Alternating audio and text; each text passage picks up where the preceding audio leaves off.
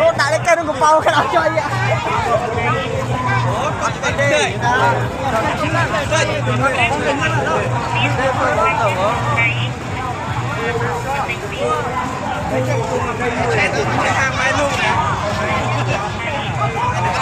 Lực có tay không?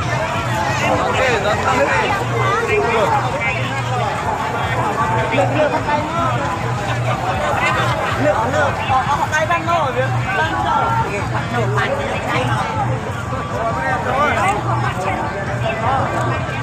Cuối cùng không? Ôn một đó. Hãyจับไปนอกไว้ไอ้จับคอยจับเนี่ยเพราะว่ามีแรงก็นอกไว้